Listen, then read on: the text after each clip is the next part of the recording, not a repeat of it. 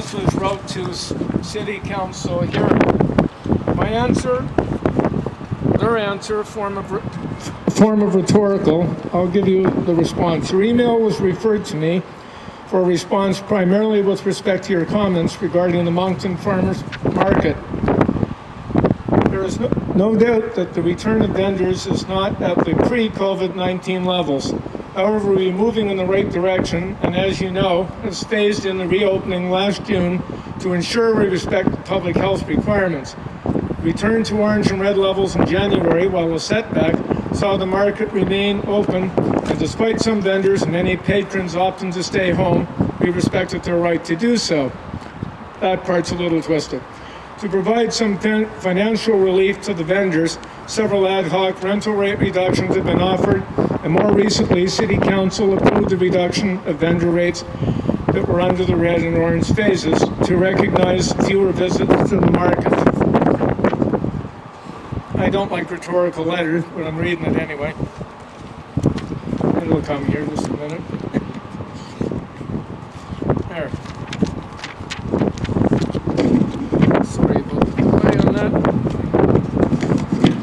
Anyway, I'll give you my response, and then I won't bother you anymore. The only thing I have to say to them is that it did not affect any major corporations from shutting down under any of these red and orange zones of so-called danger for our catching the lab-created 2 additional spike proteins COVID-19 version of an annual influenza virus.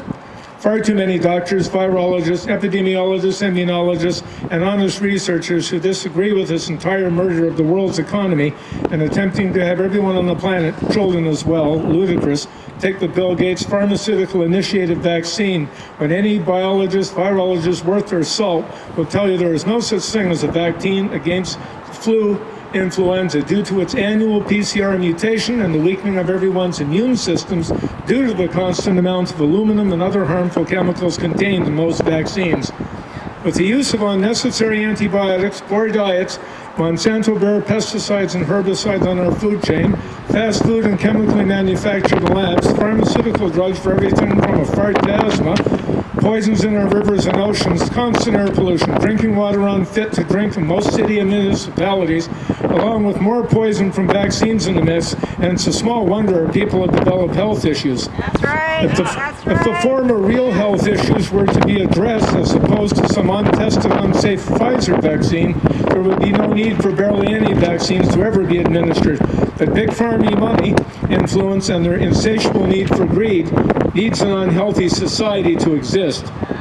Europe, as we speak, is debating, thanks to many large protests, about the rights of those who do not want the Gates vaccine to be respected, and millions of us are fully backing them. If Canada should attempt under Trudeau to in any way coerce or make it mandatory to take the Nanotech Plus vaccine, lawyers will be hired to have it rescinded.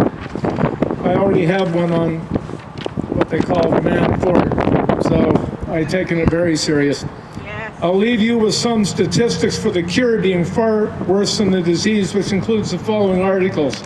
Close to 100 million unemployed from Europe to North America, 2.5 million plus new antidepressant prescriptions, pharmaceutical profit dream come true, 75,000 plus related suicides and counting, 12 million and counting small businesses closed forever, increases in family violence and improper education for children at home with parents who are out of work, huge increases in homeless people, untold unnecessary family strife due to lockdowns, funerals for loved ones who cannot be attended, which is criminal, and the list goes on far beyond what I have time to elucidate here.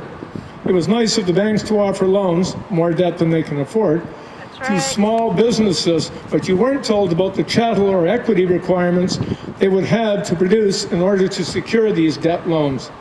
Anyone smell a rat here? I do. Millions of us who support and are in the know do, and what a glorious summer it will be again in 2021 when there is barely any tourism to support our local economies. Read some books and get out of the beast's pocket and leave our children breathe air again instead of useless and technically harmful masks over their little faces. Read some stats as to what the age brackets are for most deaths, 85% seniors. along with the existing preconditions, and you'll understand how this entire affair is a shameful scam, an unforgivable decision by governments to punish and cripple small businesses, all the time allowing for big corporations to flourish and profit at their expense. Anytime you want to meet with me and several associates to debate this matter in public forum or TV, just contact me and we'll see how the public judges the results for themselves. I've already offered them challenges, many, and government in Fredericton, one-on-one with our group, and I have doctors who'll come with me, I have homeopaths who'll come with me, and they have not even answered as much as once. So there's only one side, as both my colleagues were alluding to. It's their side. There's no chance to put new science, new opinions. Any point of view that's not pre-scripted by them is not allowed. So I think we're going to have to get louder than we are, to be quite honest. Yes. Yes. As for the rhetorical address concerning Main Street being a ghost area and that you cannot make any predictions because of this influenza and what government, a bad word to many of us now, policies are, I say to you that you must change all of that by reopening businesses and allowing for life to continue as normal before it's too late, since masks are 99% ineffective, as told by us by Fauci of the WHO, the CDC, and the Doctors Alliance, and many more, and should only be worn by those who have cold-like symptoms, not healthy people. Even testing is 75% inaccurate. What? Wait until the lung infections begin to occur in our people and young ones next year as a direct result of wearing them constantly for no real health reason other than vaccine fear-mongering 24/7. Keep on using disinfectants and our immunity to even regular bacteria and other basic germs that form living creatures, us included, will become useless, analogous to what antibiotics and vaccines are doing now to this generation. Or was this the New World Order 1% plan from the beginning of this pandemic? I have at least 20 books to recommend to them, 50 YouTube tutorials by the best in their fields, hundreds of articles, and much more essential information you all should know, since there are two sides, dialectics to every issue or problem, but Corona seems to have only one. Not acceptable. Thank you.